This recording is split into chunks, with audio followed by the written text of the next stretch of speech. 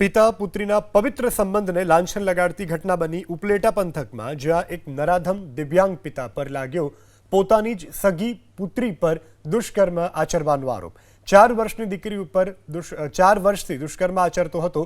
ભોગ બનનાર પુત્રી જ્યારે માત્ર 15 વર્ષની હતી ત્યારથી જ તેની સાથે તેનો સગ્ગો પિતા દુષ્કર્મ આચરી રહ્યો હતો।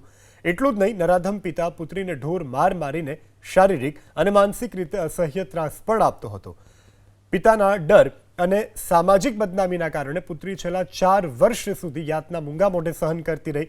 જો કે હેવાન પિતાએ અત્યાચારની હદ વટાવતા આખરે પીડિતાએ ઉપલેટા પોલીસને પોતાની આપવીતી વર્ણવી, જે બાદ પોલીસે દુષ્કર્મ અને પોક્સો હેઠળ ગુનો નોંધી આરોપી પિતાની અટકાયત કરીને કાયદેસરની કાર્યવાહી હાથ ધરી। દીકરીની ફરિયાદ ઉપર રેપ અને પોક્સોની કલમ હેઠળ ઉપલેટા પોલીસ સ્ટેશનમાં ગુનો દાખલ કરવામાં આવ્યો છે અને ફાધરને પોલીસ સ્ટેશનમાં ડિટેન કરવામાં આવ્યા છે। અને જો જગ્યા દીકરીએ કીધું કે આ ઘરમાં એક સેક્સ્યુઅલ અસોલ્ટ કરવા માટે ફાધર એક જેલ યુઝ કરતો હતો, ઓ જેલ અને પ્રોટેક્શન ત્યાં ઘરથી દીકરીના નિશાનદેહી ઉપર રિકવર કરવામાં આવ્યો છે। અને પછી પૂછતાછમાં એવો ખબર પડ્યો કે દીકરીની કઝન સિસ્ટર જો હાલ 17 વર્ષની છે, એનો પણ છેલ્લા 7 વર્ષથી આ દીકરીનો ફાધર હે ઓ શારીરિક શોષણ કરી રહ્યો છે।